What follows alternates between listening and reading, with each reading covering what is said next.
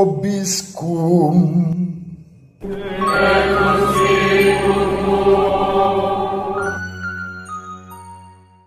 Sahabat peradaban kasih ekologis yang terkasih, selamat berjumpa dalam renungan harian bersama saya Romo Alois Budi Purnomo PR melalui channel ini.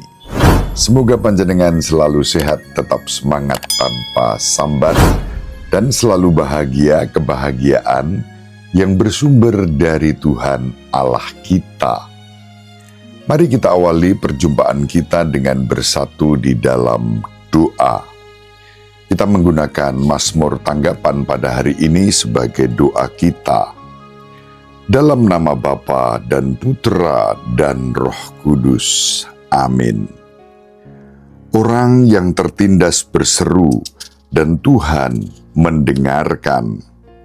Aku hendak memuji Tuhan setiap waktu. Puji-pujian kepadanya selalu ada di dalam mulutku. Karena Tuhan jiwaku bermegah, biarlah orang-orang yang rendah hati mendengarnya dan bersuka cita. Muliakanlah Tuhan bersama dengan daku. Marilah kita bersama-sama memasyurkan namanya. Aku telah mencari Tuhan, lalu Ia menjawab aku dan melepaskan daku dari segala kegentaranku. Tujukanlah pandanganmu kepadanya, maka mukamu akan berseri-seri dan tidak akan malu tersipu-sipu. Orang yang tertindas ini berseru, dan Tuhan mendengarkan. Ia menyelamatkan dia dari segala kesesakannya. Malaikat Tuhan berkemah di sekeliling orang-orang yang takwa, lalu meluputkan mereka. Kecoplah dan lihatlah betapa baiknya Tuhan. Berbahagialah orang yang berlindung padanya. Kemuliaan kepada Bapa dan Putra dan Roh Kudus, seperti pada permulaan, sekarang, selalu, dan sepanjang segala abad. Amin. Orang yang tertindas berseru, dan Tuhan mendengarkan.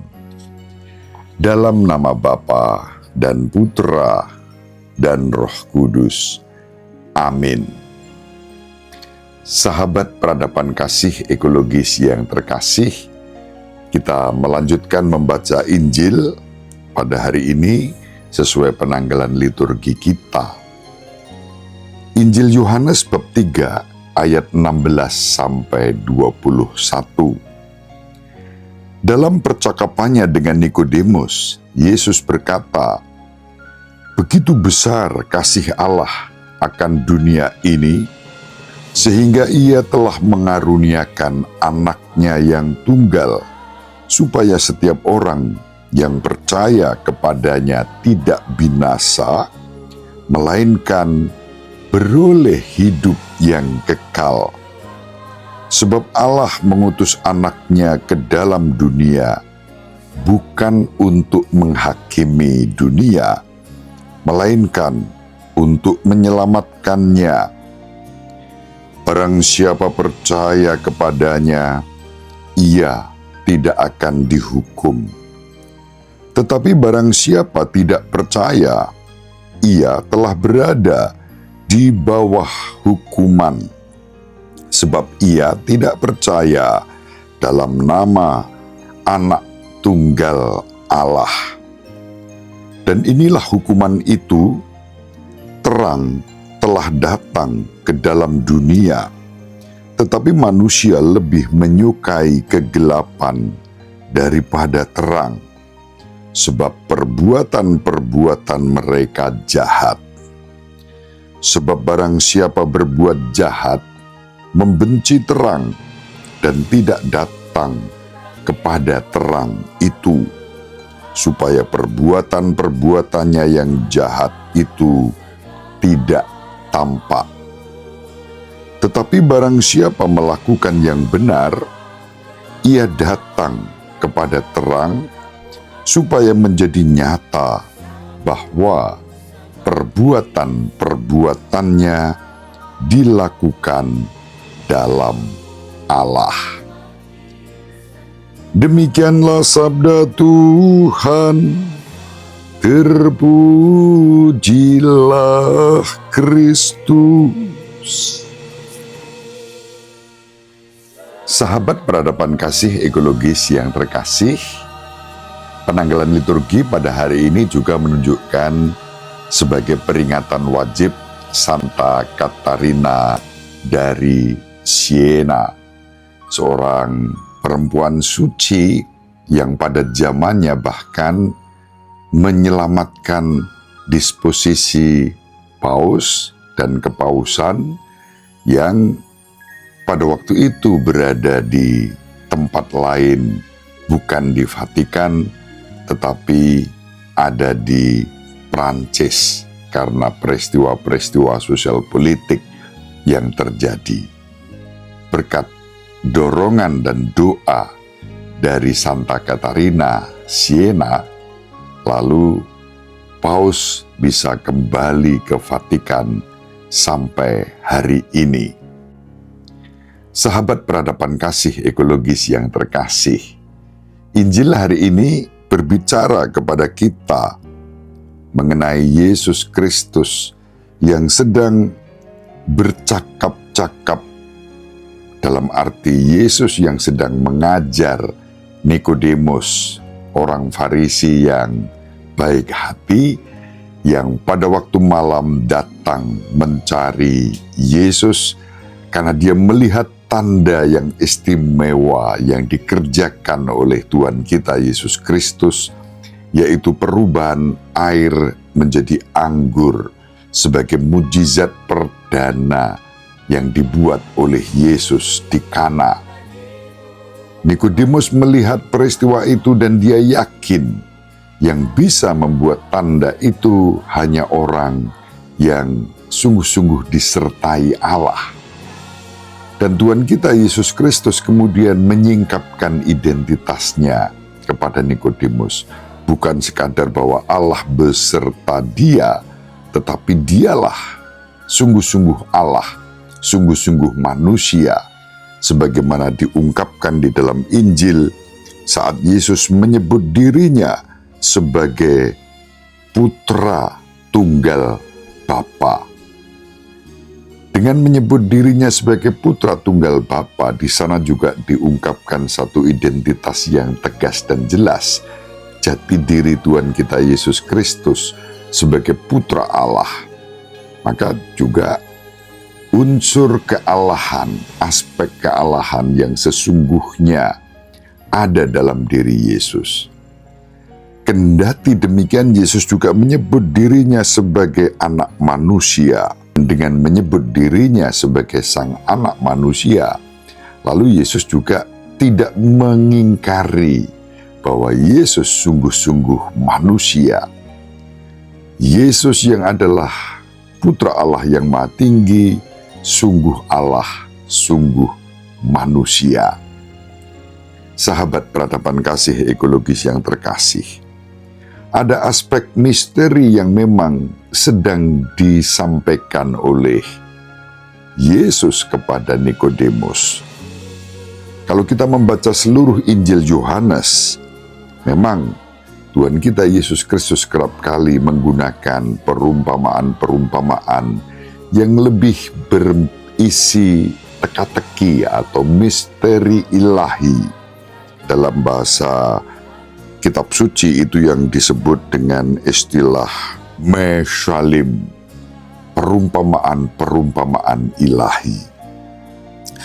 Dalam Injil pada hari ini, Yesus memperkenalkan Meshalim itu pertama-tama tentang Roh Kudus, tetapi kemudian juga tentang jati dirinya. Roh Kudus sebagai ruah, sebagai roh, tetapi juga berarti angin atau nafas yang mengarahkan Nikodemus kepada baris pembuka kitab suci dalam kitab Kejadian yang berbicara tentang ruah Allah yang terbang melayang-layang di atas air.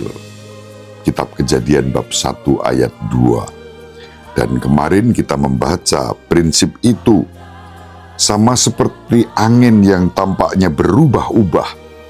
Terkadang bertiup dari barat, terkadang dari selatan, terkadang dari utara.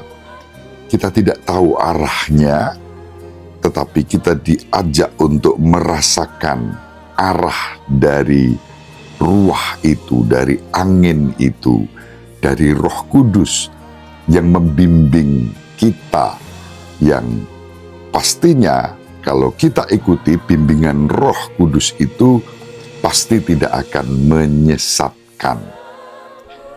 Roh yang mengarahkan setiap orang untuk tinggal di dalam Kristus sebagaimana diajarkan Yesus Kristus kepada Nikodemus. Maka apa yang diajarkan Yesus kepada Nikodemus tidak lain adalah penting dan perlunya seseorang yang dilahirkan kembali dalam roh, air dan roh lambang sakramen baptis pertama-tama, tetapi juga di sana diungkapkan aspek-aspek sakramen lain, ekaristi, penguatan, yang juga membuat kita terus diteguhkan, dilahirkan secara baru. Setiap orang yang dibimbing oleh roh dipanggil untuk taat kepada Roh Kudus itu, taat pada gerakan roh. Dan kerap kali Roh Kudus bekerja di luar dugaan pikiran manusiawi kita. Sahabat peradaban kasih ekologis yang terkasih, kalau kita bersama-sama pada hari-hari ini, taruhlah kita sedang berharap siapa yang nantinya terpilih menjadi pengganti Petrus sesudah Paus Fransiskus wafat dan terjadilah yang namanya sede vacante, tahta kosong di Vatikan, baik tahta kosong untuk keuskupan Roma maupun tahta kosong untuk tingkat kepausan. Akan segera dilakukan yang namanya konklav. Konklav, suatu proses pemilihan uskup Roma dan pemimpin tertinggi gereja Katolik di seluruh dunia yang kita sebut sebagai Paus Bapa Suci. Proses pemilihannya sangat berbeda dibandingkan dengan proses-proses demokratisasi politik dunia. Tidak ada yang namanya kampanye, tidak ada yang namanya orasi-orasi politik, bahkan terpilih menjadi seorang paus yang juga uskup Roma bukanlah suatu ambisi. Tepat sekali yang disampaikan oleh Bapak Kardinal Ignatius Suharyo yang mengatakan, kalau orang bercita-cita menjadi paus, dalam tanda kutip, itu sesuatu yang bodoh. Karena apa? Pemilihan seorang paus sungguh-sungguh mengandalkan karya Roh Kudus yang seperti angin bergerak dan kita tidak tahu bagaimana pergerakan itu selain hanya taat dan patuh. Ketika Bapa Suci Yohanes Paulus II terpilih menjadi paus dan uskup Roma, tak seorang pun menduga. Bahkan sebelum konklav terjadi, ada seorang kardinal yang mengkritik Kardinal Karol Wojtyla ini karena hobinya. Beliau punya hobi main ski, sepak bola, mendaki gunung.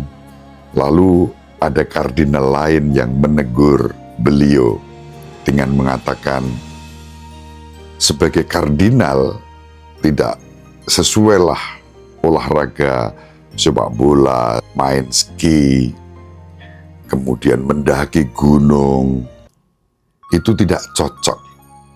Dan apa yang terjadi, Kardinal Karol Wojtyła ini menjawab, oh di Polandia itu 50% kardinal hobinya seperti itu. Dan boleh tahu 50% itu kebenaran. Karena apa? Pada saat itu di Polandia ada 2 kardinal dan salah satunya adalah Karol Wojtyła. Maka 50% kardinal di Polandia mempunyai hobi sepak bola, main ski, mendaki gunung. Dan siapa menyangka ternyata 50% kardinal itu terpilih menjadi paus.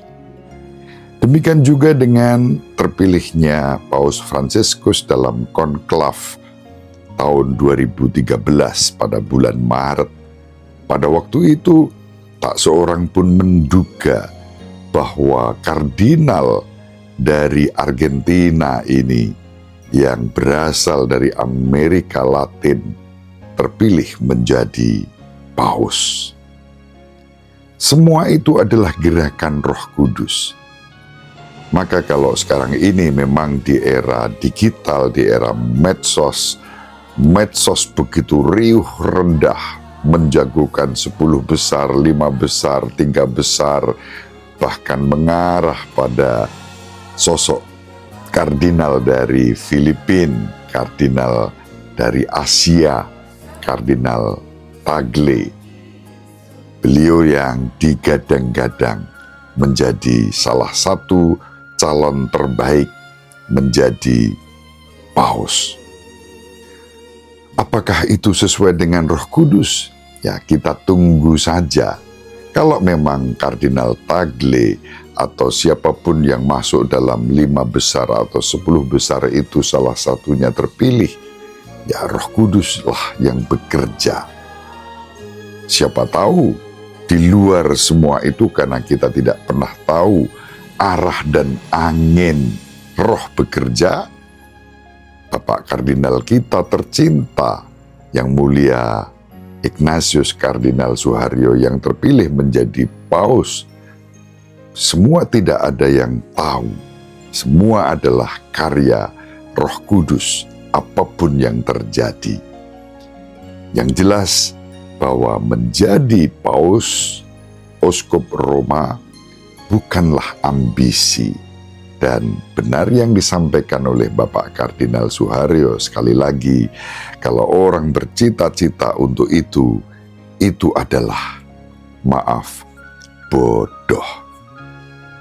Sahabat peradaban kasih ekologis yang terkasih, dari bacaan Injil yang diwartakan kepada kita baik kemarin maupun pada hari ini dan hari-hari selanjutnya, dari Injil Yohanes, kita diajak untuk memiliki ketaatan pada karya Roh Kudus yang kerap kali di luar dugaan kita. Ketaatan dalam kerendahan hati, itulah yang utama untuk kita, para murid Kristus. Ketaatan menyambut Putra Allah yang Maha Tinggi yang menjadi manusia, karena kasih Allah yang begitu besar untuk keselamatan kita. Ketaatan itulah yang kemudian diikuti dengan ketaatan iman. Ketaatan iman membuahkan pengharapan yang kuat, dibangun atas pengharapan yang kuat. Ketaatan iman berbuah di dalam persaudaraan dan bela rasa di antara kita. Salah satu penghayatan atas ketaatan ini adalah siapapun nanti yang terpilih menjadi paus untuk gereja universal, kita taat pada Roh Kudus dan tidak perlu kita melakukan perlawanan-perlawanan atau pemberontakan-pemberontakan dalam arti tertentu. Entah itu paus dari Eropa, dari Amerika Latin, dari Afrika, atau dari Asia, siapapun kita terima dengan penuh syukur, bahagia, dan taat. Demikian, semoga bermanfaat. Ibu Maria dan Bapak Yosef selalu mendoakan kita.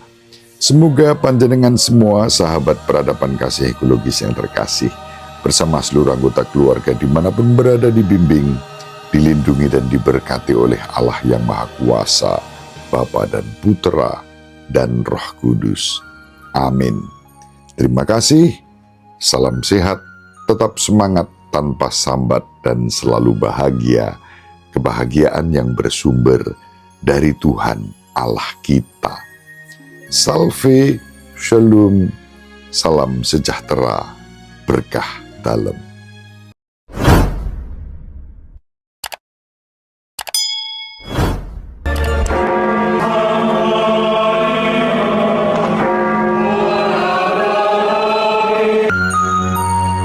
Sahabat peradaban kasih yang terkasih, sampai jumpa pada episode berikutnya. Terima kasih atas kebersamaan kita. Salam peradaban kasih ekologis, berkah dalam.